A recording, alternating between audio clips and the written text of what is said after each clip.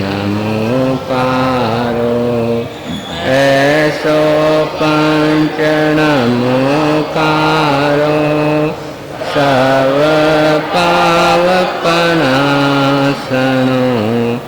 मंगलानं च सर्वेषु परमंगः वै मंगलम् मंगलानं च सर्वेषु परमंगः वै मंगलम्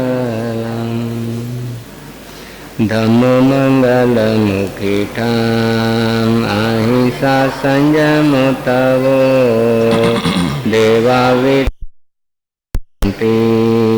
जस धम्मे सयामनो जहाँ दुमस पुपेशु मरो आवियसा नय पुपं किला मे सोयति अपया एमे समनामुता झेलो संति साहुनो विहंगमवपुफेषु दान भक्ते सनेरया वयं च वित्तिं लभामो नय कोई अहमयि आहा गधे सूर्यन्ते पुपेषु भमराजः महुगार समबुद्धा जे भवन्ति अनित्या नानापिण्डरया दन्ता तेन उच्यन्ते साहुनोति वेमि।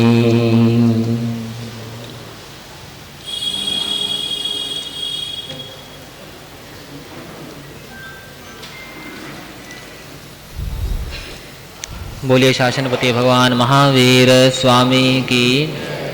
श्रवण संघीय सलाहकार भीष्म पितामह राज ऋषि तपस्वी रत्न आराध्य हृदय पूज्य श्री सुमति प्रकाश जी महाराज साहब की जय। मन आंगन में पधारो पधारो म्हारा गुरुवर जी। मन आंगन में पधारो पधारो म्हारा गुरुवर जी। मन री दुविधा निवारो निवारो म्हारा गुरुवर जी। निवारो म्हारा गुरुवर जी। मन आंगन में पधारो पधारो म्हारा गुरुवर जी। मन री दुविधा निवारो निवारो म्हारा गुरुवर जी। निवारो म्हारा गुरुवर। सूरज सम थारो तेज है गुरुवर चंद्रमा जैसो रूप। चंदा में भी दाग दिखे हैं निर्मल थारो स्वरूप। सूरज सम थारो तेज है गुरुवर चंद्रमा जैसो रूप। चंदा में भी दाग दिखे हैं निर्मल थारो स्वरूप। धर्म बने है छत्रज थारो लगे न कर मारी धूप। वर्णातीत है म्हारा गुरुवर व्यक्ति तव है अनूप। श्वास में थाने बसा लो हो श्वास में थाने बसा लो करो प्राण अर्पण जी। मन री दुविधा निवारो निवारो म्हारा गुरुवर। निवारो म्हारा गुरुवर जी। मन आंगन में पधारो पधारो म्हारा गुरुवर जी। मन री दुविधा निवारो निवारो म्हारा गुरुवर जी।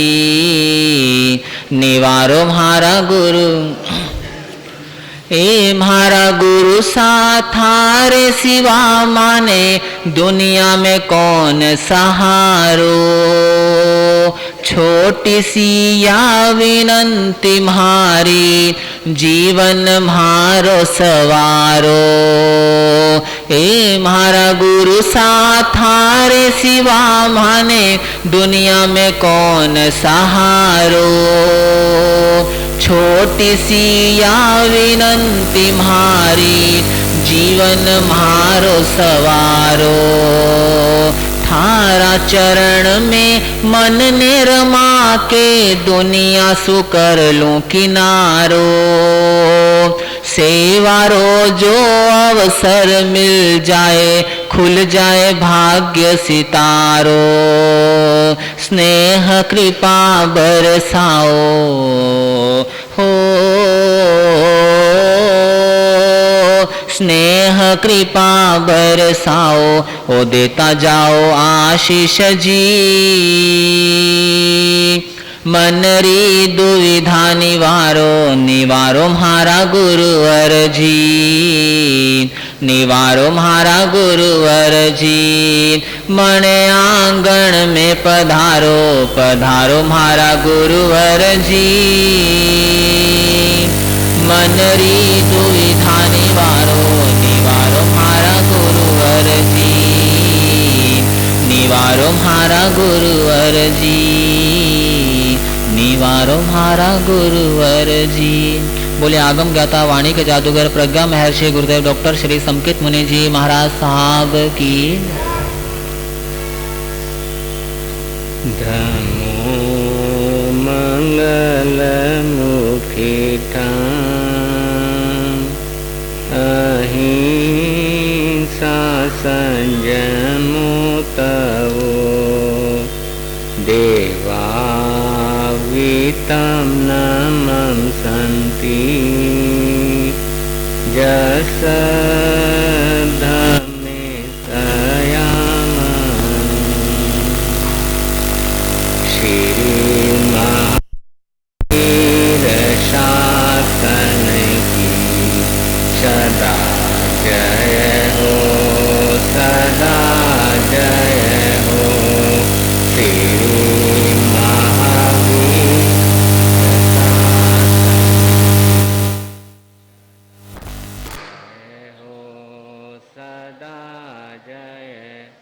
सुधर्मा स्वामी के गण की सदा जय हो सदा। वीर शासन के रखवारे आचार्य संत सती गण हैं। वीर शासन के रखवारे आचार्य संत सती गण हैं। तपस्वी सुमति गुरुवर की सदा जय हो सदा जय हो। तपस्वी सुमति गुरुवर की सदा जय हो सदा जय हो। श्री महावीर शासन की सदा जय हो सदा जय।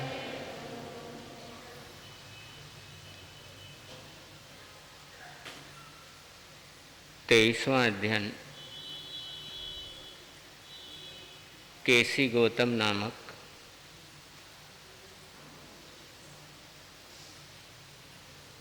केसी श्रवण की विशेषताओं का खुलासा करते हुए आगमकार कहते हैं,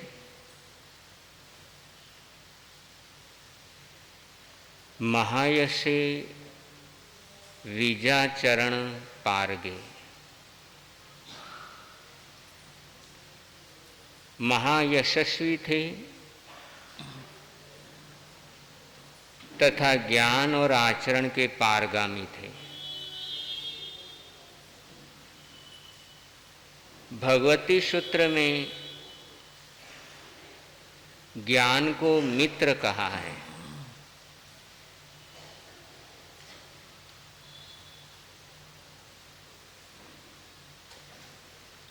ज्ञान की आराधना करने से क्या लाभ होता है,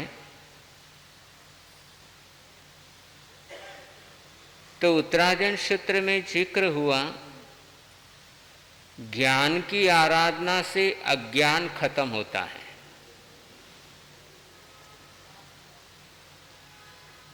और अज्ञान खत्म होते ही व्यर्थ के काम खत्म हो जाते हैं।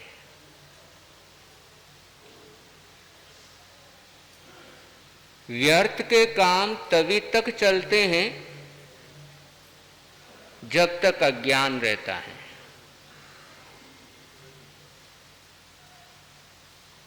जैसे ही अज्ञान का अंधकार दूर होता है, आत्मा की सार्थक में रुचि शुरू हो जाती है। फिर उसकी अनर्थ में रुचि नहीं रहती। अज्ञान हटने से पागलपन खत्म हो जाता है।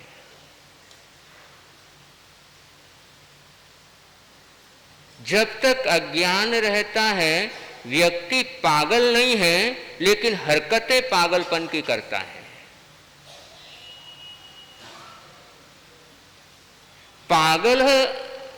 पागलपन की हरकतें करे समझ में आता है, लेकिन पागल न होते हुए भी यदि पागलपन जैसी हरकतें करता हो,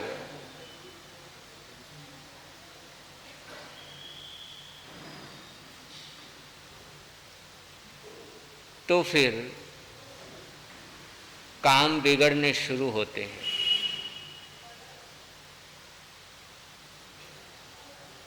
तो अज्ञान समझदार लोगों का पागलपन खत्म करता है।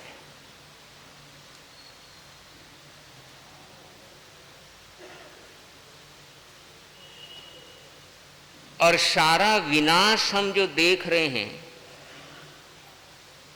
ये समझदार लोगों का पागलपन है।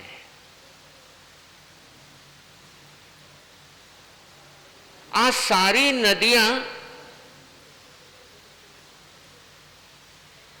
प्रदूषित हो चुकी है। सारी नदियों का पानी बेकार हो चुका है, तो ये समझदार लोगों के पागलपन के कारण है। प्रकृति सारी खत्म हो रही है, तो ये कोई पागलों के कारण नहीं हुई है, ये समझदार लोगों के पागलपन के कारण हुई है। और जब तक समझदार लोग पागलपन करते रहेंगे,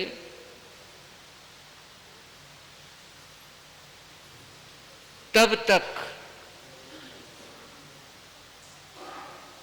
आसपास का पूरा वातावरण बर्बाद होता रहेगा। पानी को बर्बाद पागल ज्यादा करता है या समझदार दिखने वाले पागलपन ज्यादा करते हैं?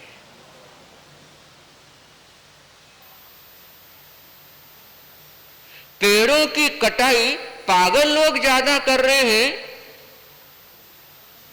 या समझदार लोगों का पागलपन करवा रहा है?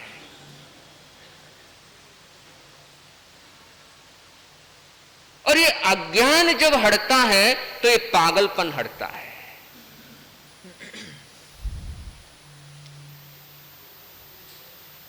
फिर वो पागलों जैसी हरकतें करना हम बंद हो जाती है जिस दिन हमारा अज्ञान हट जाता है।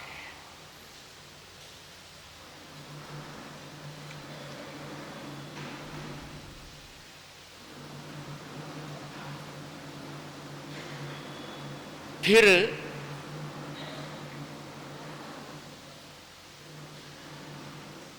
एक बार पागलपन हट गया तो साड़ियों का ढेर लगाने का मन करेगा?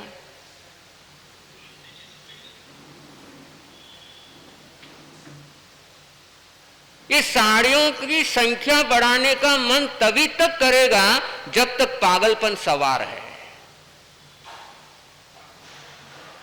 और जिस दिन ये पागलपन खत्म हो जाएगा, साड़ियां कम करना शुरू कर दोगे।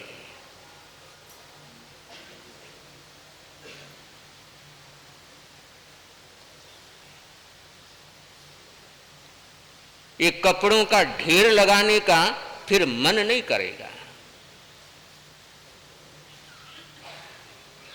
फिर ये छोड़ना नहीं पड़ता, ये अपने आप छूट जाता है। एक बार ये पागलपन हटा,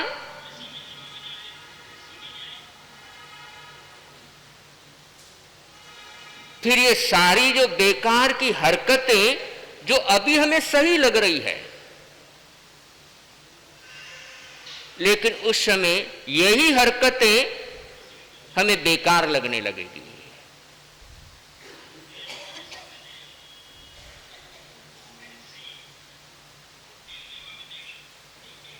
उसके बाद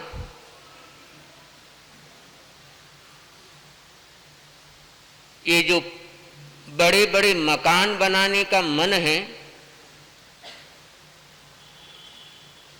करेगा नहीं, मन ही नहीं करेगा।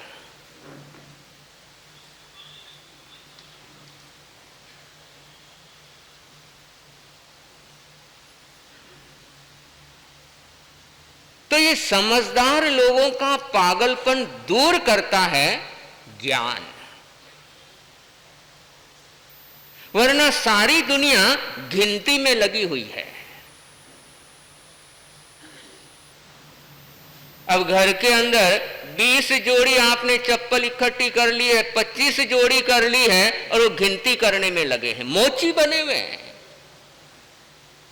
कि जैसे मोची के पास वो चप्पलों का आसपास में ढेर लगा रहता है, वैसे ही घर के अंदर।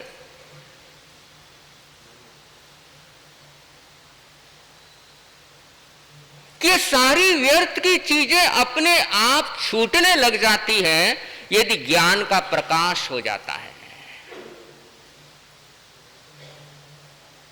फिर ये सब व्यर्थ लगने लगता है। और जब तक ज्ञान का प्रकाश नहीं होता, तब तक एकत्रित करने में मजा आता है कि एक और हो जाए, एक और हो जाए, ये भी हो जाए, ये भी हो जाए, ये भी हो जाए। ये गिनती बढ़ाना, संख्या बढ़ाने में लगते हैं, लेकिन जब ये पागलपन खत्म हो जाता है तो फिर संख्या और गिनती बढ़ाने में आनंद नहीं आता है।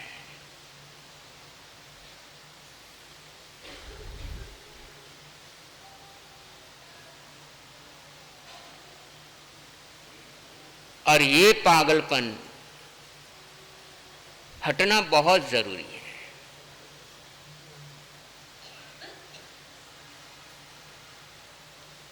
और ज्ञान की आराधना जब होती है तो सारा जो ये अभिमान है वो सारा गलने लगता है। ज्ञानी व्यक्ति कभी अभिमानी नहीं होगा, ज्ञानी अभिमानी नहीं हो सकता।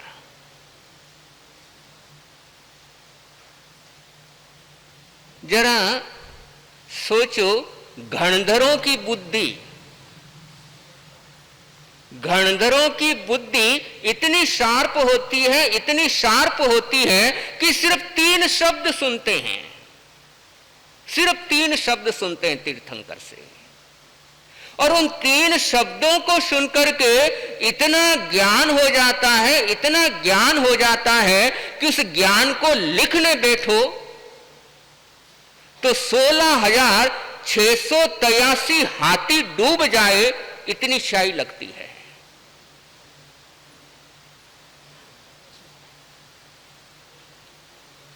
सिर्फ 3 शब्दों को सुनने से इतना ज्ञान हो जाता है। लेकिन फिर भी वो लोग शक्ति प्रदर्शन नहीं करते हैं।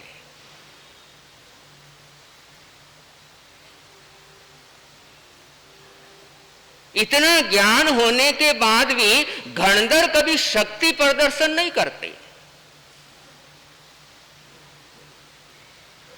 फिर भी वो दिखावा नहीं करते,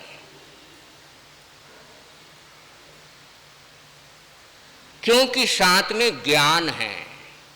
और शक्ति प्रदर्शन वहां होता है जहां पर ज्ञान साथ में नहीं है।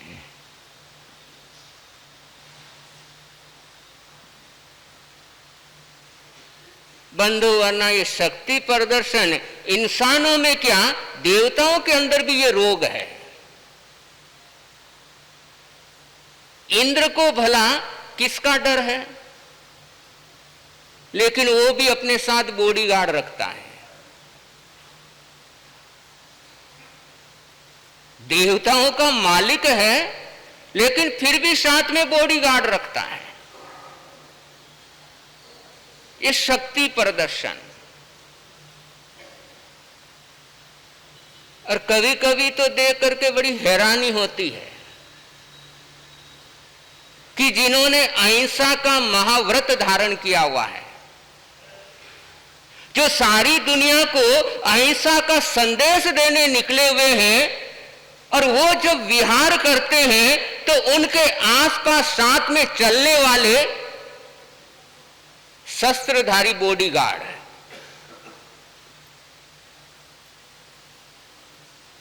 ये क्या है? संतों के साथ चलने वालों के हाथों में हथियार होने चाहिए या अहिंसा का बैनर होना चाहिए?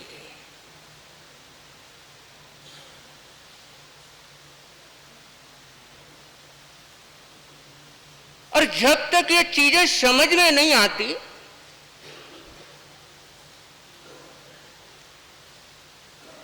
कि चला है अहिंसा को धारण करके चला है, अहिंसा का प्रचार प्रसार करने के लिए आगे चला है, लेकिन साथ में हथियारबंद बॉडीगार्ड है। अब भला एक संत को मरने से डरना चाहिए?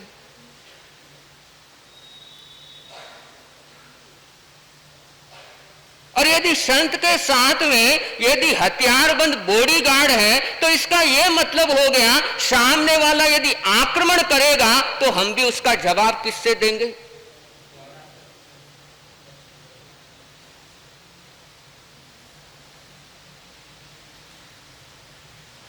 और ये भगवान महावीर का सिद्धांत तो नहीं है, लेकिन अपने आप को दिखाने के लिए कि देखो हम इतने बड़े संत हैं कि हमारे आगे पीछे बॉडीगार्ड चलते हैं।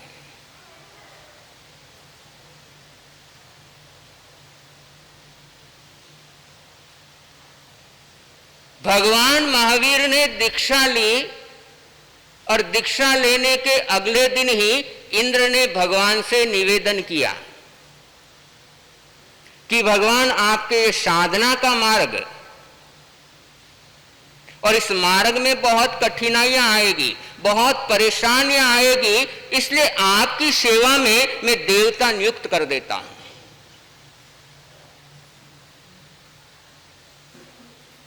ताकि आपके जीवन के अंदर तकलीफें ना आए, कष्ट ना आए, देवता आपकी सेवा में रहेगा।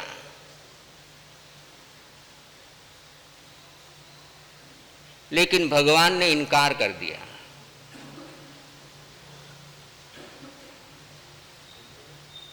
कि साधना के मार्ग पर आगे बढ़ा हूं, साधना के पथ पर आगे चला हूं, इसलिए मुझे किसी के सहयोग की जरूरत नहीं है।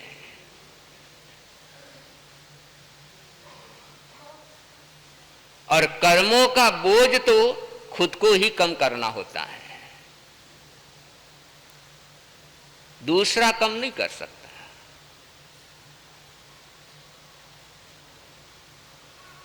और ये जब स्थितियां जब ये ऐसी बनती है तो इसका एकमात्र कारण है ज्ञान नहीं है। और जिस दिन वो सम्यक ज्ञान हो जाता है तब ऐसी हरकतें अपने आप बंद हो जाती है।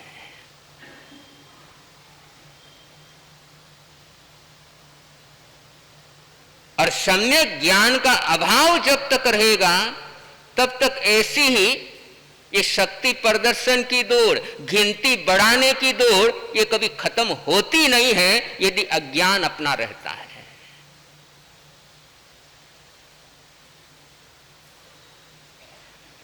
पिता मर गया और अपने दोनों बेटों के लिए संपत्ति के रूप में 100 घोड़े छोड़ करके गया।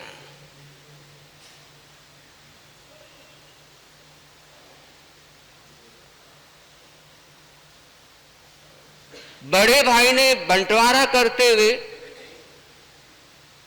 99 घोड़े अपने पास रखे और 1 घोड़ा छोटे भाई को दिया।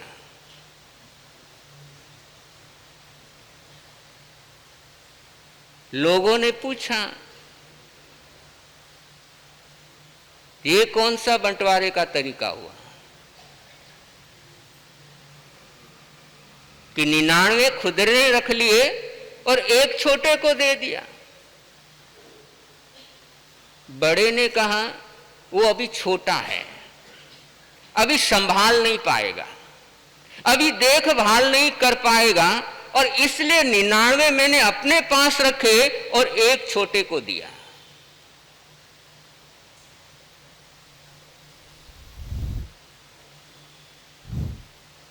छोटे को 1 घोड़ा मिला तो भी बड़े से नाराज नहीं हुआ।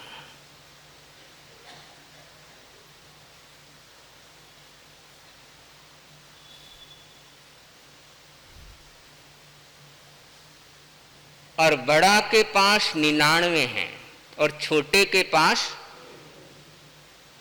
सुखी कौन?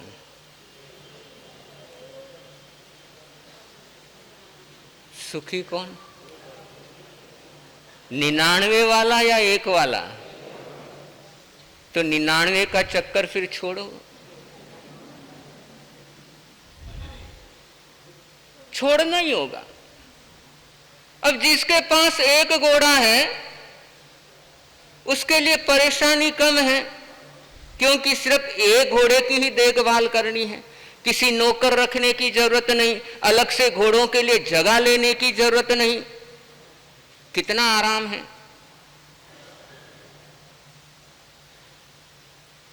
और जिसके पास 99 घोड़े हैं उसको चिंता ही चिंता है। कभी कोई घोड़ा बीमार हो जाता है, कभी कोई घोड़ा भाग जाता, उसको लेकर के आना, कभी ये करना कभी वो करना, चलता ऐसे ही चलता है। लेकिन फिर भी घोड़ों की संख्या बढ़ाने में लगे हैं, परेशान होते हैं। और परेशान होने के बाद भी संख्या लगातार बढ़ाते रहे। अब पता है कि चलो 2 दुकानें हो गई, बड़े झंझट हो जाते हैं, खाने की फुर्सत नहीं मिलती है, समय नहीं मिलता है, लेकिन फिर भी प्रयास तीसरी दुकान का ही होगा।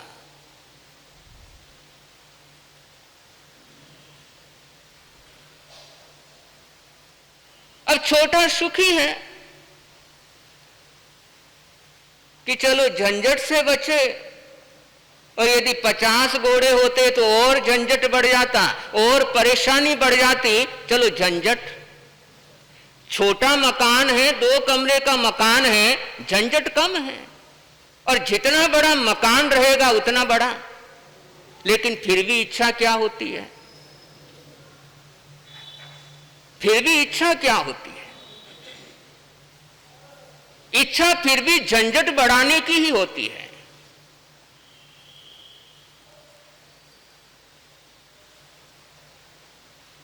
अब बड़ा परेशान,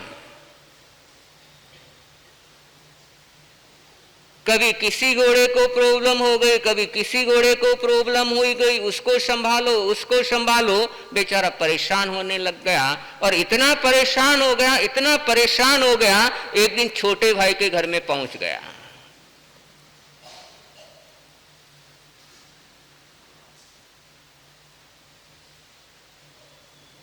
क्या करने गया?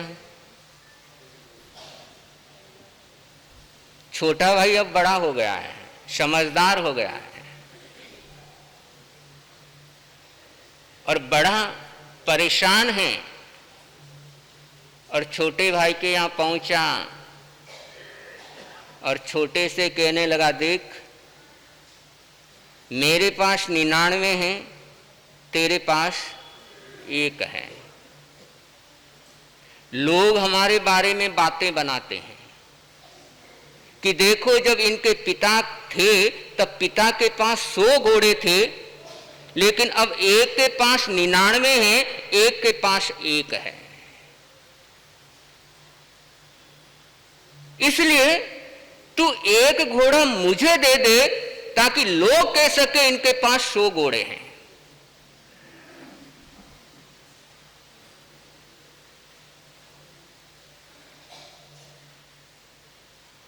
और मैं अपने लिए नहीं मांग रहा हूं,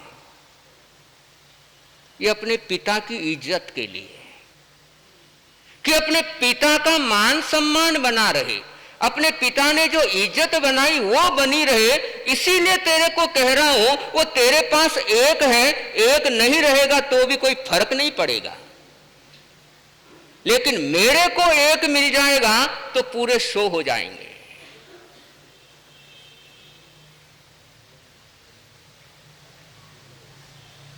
इसलिए कम से कम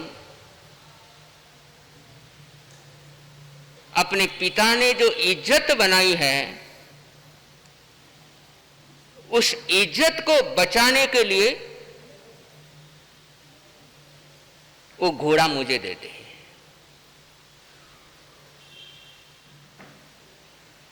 क्या करना चाहिए?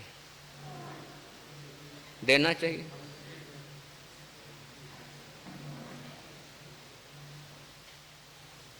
अब छोटा कहने लगा, ले जा, कि भाई मेरे 1 घोड़ा देने से यदि पिता की इज्जत बचती हो, यदि पिता का मान सम्मान बढ़ता हो तो ले जा।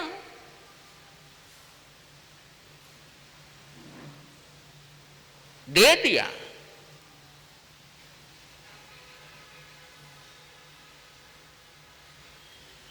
अब बड़े के पास 100 हो गए और छोटे के पास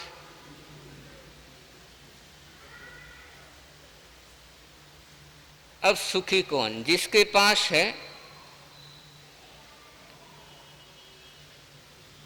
बड़ा सुखी हो गया, बड़ा सुखी हो गया, 100 हो गए। लेकिन अब चिंता ये हो गई 100 में से 1 भी कम हो गया,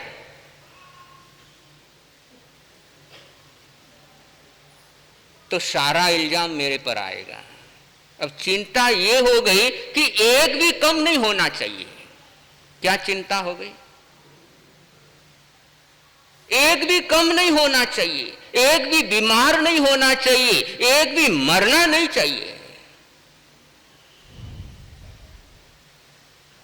और छोटों को पहले 1 को फिर भी संभालने की चिंता होती थी, अब तो वो भी चिंता से।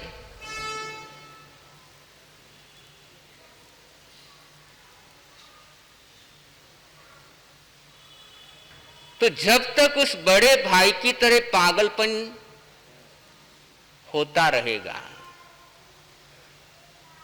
कि बड़ा भाई पागल नहीं है, समझदार है, लेकिन समझदार का पागलपन ये बहुत खतरनाक है।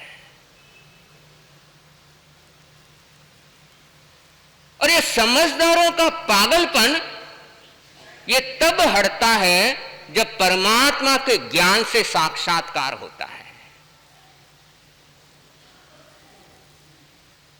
तब जाकर के पागलपन हटता है, तब जाकर के ये जो दौड़ रहे हैं हम, वो दौड़ना हमारा रुकता है। वरना भाग रहे हैं। और कभी कभी तो अपने को भी नहीं महसूस होता हूं आखिर भाग क्यों रहे हैं इतना।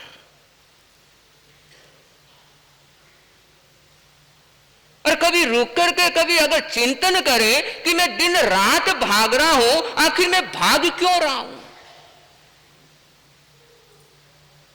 और इस भाग दौड़ में मुझे कुछ मिल रहा है या मेरा नुकसान हो रहा है।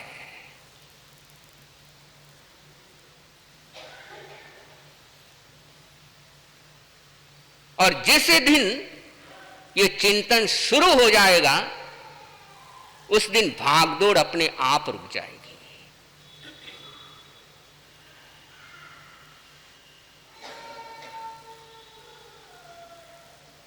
तो यहां पर आगमकारों ने केशी श्रवण के लिए कहा विद्या चरण पारगे, वो ऐसे ज्ञान के पारगामी थे, ऐसे ज्ञान के पारगामी थे कि इंसान के जीवन के जितने भी पागलपन हैं वो सारे पागलपन खत्म हो चुके थे।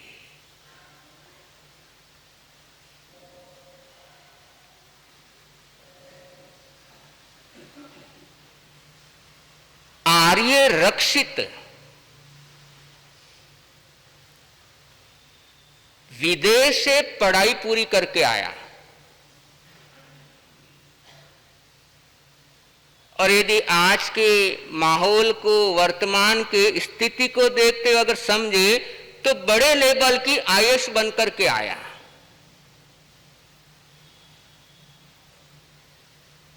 राजा ने बहुत जोरदार स्वागत किया।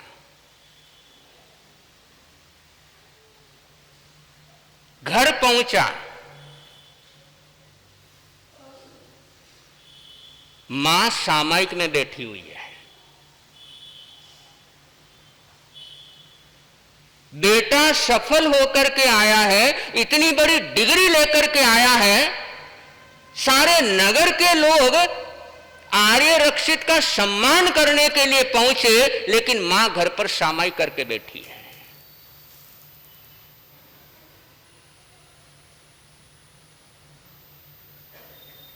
रक्षित ने पूछा, मां पूरे नगरी के लोग खुश हैं, लेकिन तेरा चेहरा बता रहा है तू मेरे से खुश नहीं है।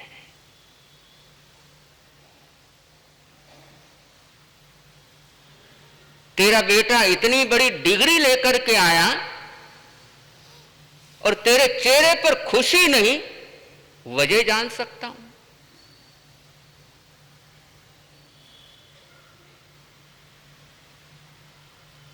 और मां ने बड़े गजब की बात कही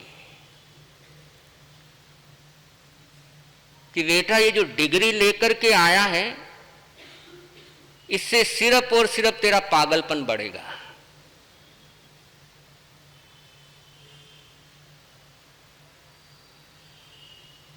कि ऐसी डिग्री पर भला एक अपने बेटे का हित चाहने वाली मां कैसे खुश हो सकती है? कि जो तू डिग्री लेकर के आया उससे सिर्फ और सिर्फ तेरे कर्मों का बंधन ही होगा। कि सच को झूठ करेगा, झूठ को सच करेगा।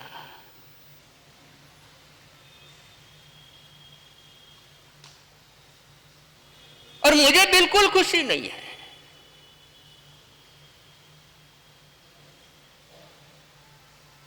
और कोई मां खुश भी कैसे हो सकती है कि जब एक बेटा ऐसे काम करने के लिए आगे बढ़ेगा जहां पर सिर्फ और सिर्फ कर्मों का बंधन है।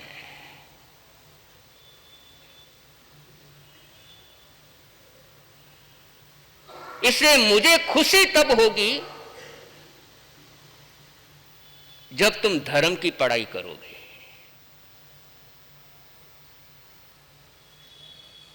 कब खुशी होगी? जब धर्म की पढ़ाई करोगे। कल आया था एक बच्चा, लगभग 12 साल का होगा। पूछा स्थानक, बोले पहली बार आया। क्यों? बच्चों के पास टाइम, बड़ों से बिजी। और पूरा शेड्यूल पूछा, स्कूल जाता है, ट्यूशन जाता है, डांस क्लास अटेंड करता है, सिंगिंग क्लास अटेंड करता है, फाइटिंग क्लास में जाता है,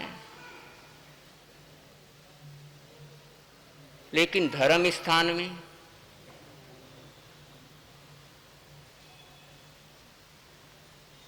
सारी क्लासों को अटेंड कर रहा है। गाने की क्लास भी सीख रहा है, डांस भी सीख रहा है, मारने की कला भी सीख रहा है, सब सीख रहा है, लेकिन धर्म की कला। और यदि अपने बच्चों को धर्म की कला सिखाओगे नहीं, तो जितनी भी कलाएं तुम अपने बच्चे को सिखा रहे हो, वो सब तुम्हारे लिए ही घातक बनने वाली है।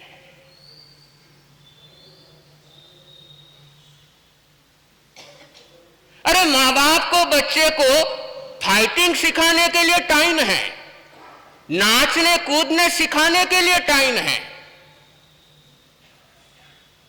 लेकिन स्थानक भेजने के लिए अब ये नहीं कह सकते कि हमारा कहना नहीं मानता, और अभी इस उम्र में आप बोलते हो वो हमारा कहना नहीं मानता, तो बड़े होकर के तुम्हारा क्या कहना मानेगा?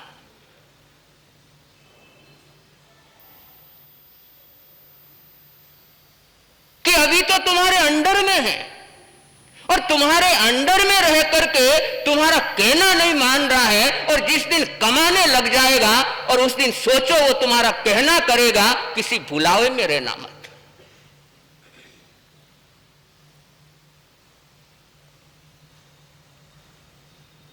और फिर आप लोग ही बोलते हो बच्चे लोग स्थानक नहीं आते, ये बच्चों की गलती नहीं, बच्चों के मां बापों की गलती है।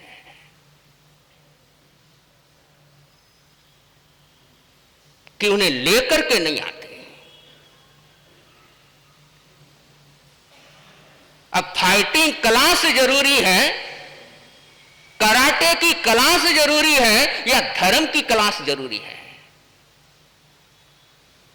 बंदो कितनी ही अपनी सुरक्षा करना सीख जाना, इंदिरा गांधी को मारने वाला कौन था? उसी की सुरक्षा करने वाला उसी की जान ले ली।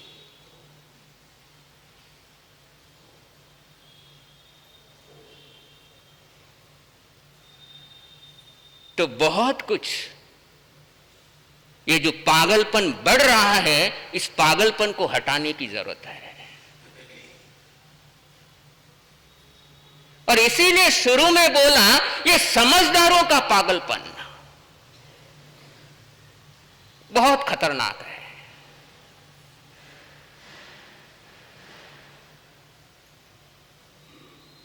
मां कहती है बेटा मैं खुश नहीं हूं, तू जो पढ़ाई करके आया है ये सिर्फ कर्मों को बांधने वाली पढ़ाई है, और कर्मों को बांधने वाली पढ़ाई करके आया और कोई मां खुश हो, संभव नहीं है।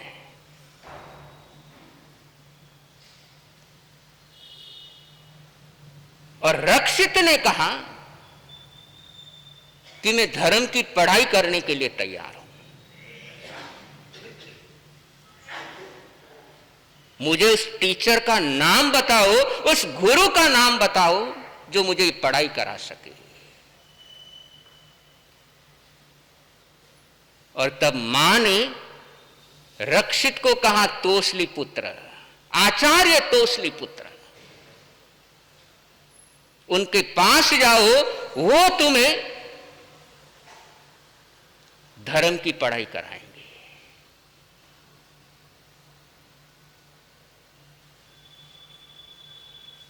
और रक्षित चला गया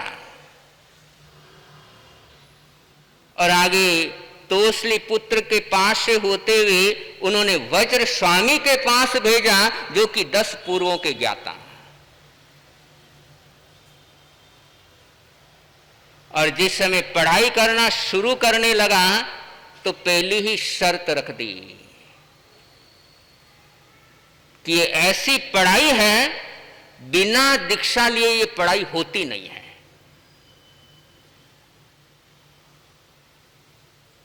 कि ये पढ़ाई करने के लिए पहले दीक्षा लेनी होगी। और रक्षित कहता मुझे मंजूर है, मुझे मंजूर है।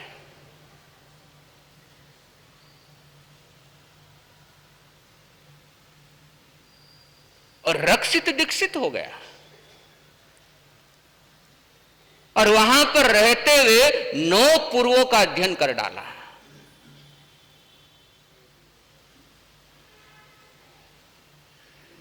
और जब बहुत दिन हो गए वापस आया नहीं तो मां ने अपने छोटे भाई को भेजा कि तेरा भाई अभी तक आया नहीं है, देख क्या हो गया, जाकर लेकर के आ। और जिस समय छोटा भाई फल्गु रक्षित पहुंचा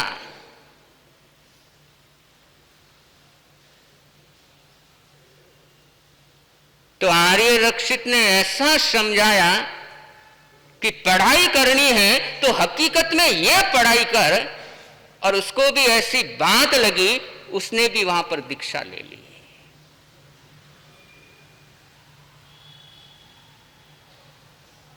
धर्म के साथ कोई जोड़ने वाला चाहिए, जुड़ते हैं।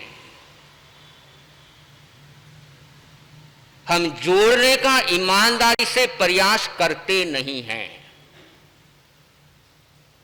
सिर्फ फॉर्मेलिटी करके रह जाते हैं। बेटा जाना, और बेटे ने बोल दिया नहीं जाना, ठीक है मत जा, बैठ जा। और यदि स्कूल नहीं जाता है तो बोल देते हो घर में बैठ जा।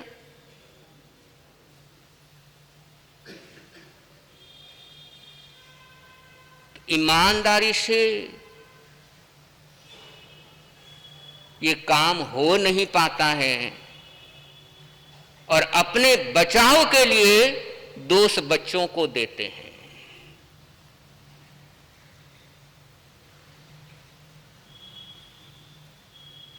और जब तक धर्म से जोड़ेंगे नहीं तब तक अज्ञान दूर होगा नहीं, और जब तक अज्ञान दूर होगा नहीं समझदार हो जाएगा, पढ़ लिख करके समझदार हो जाएगा, इंजीनियर बन जाएगा, सीए बन जाएगा, डॉक्टर बन जाएगा, समझदार हो जाएगा, लेकिन पागलपन बढ़ जाएगा।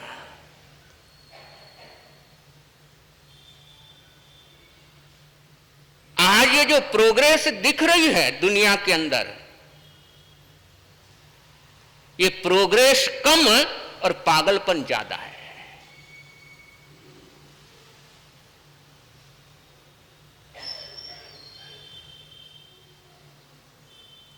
और ऐसे ही पागलपन बढ़ता गया। देख लो आज दिल्ली का वातावरण देखो, एक शुद्ध हवा के लिए लोग तरस रहे हैं। और इतना पोल्यूशन हो जाता, इतना पोल्यूशन हो जाता है, वहां की सरकार भी बेबस है। कभी ऑड इवन सिस्टम लागू करती है, कभी कुछ करती है, कभी कुछ करती है, लेकिन कोई समाधान नहीं है।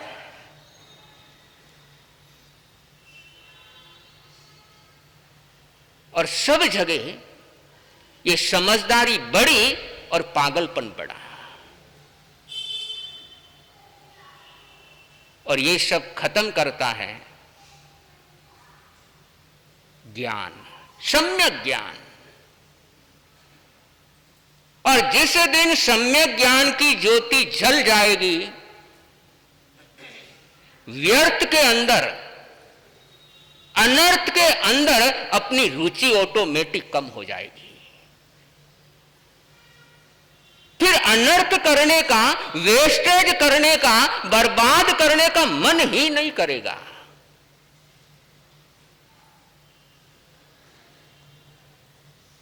और जिस दिन अपने को ऐसा अपना मन हो जाएगा कि नहीं, बर्बाद नहीं करना, वेस्टेज नहीं करना, अनर्थ नहीं करना, ये पागलपन नहीं करना, जिस दिन अपना ऐसा मन हो जाएगा, समझ लेना उस दिन हम सम्यक ज्ञानी हो गए।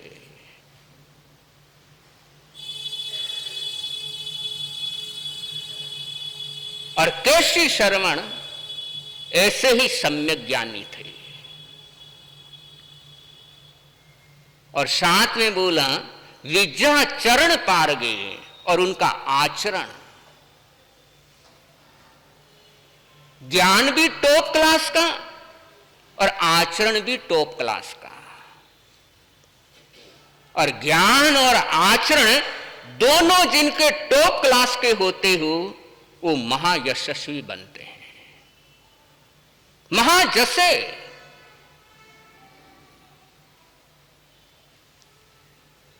और एक केशी कुमार शर्मण का आगमकार परिचय दे रहे हैं। और ऐसे केशी कुमार शर्मण अपने शिष्यों के साथ विचरण करते करते करते श्रावस्ती नगरी में पधारते हैं। और वहां पर कौन से उद्यान में रुकते हैं और कैसे वहां पर विराजमान होते हैं, और कैसे गौतम स्वामी आगे बढ़ते बढ़ते उसी नगरी में उनका आना होता है, और कैसे उस नगरी का माहौल बनेगा, क्या श्रद्धा का माहौल होगा उस नगरी का, क्या भक्ति का माहौल होगा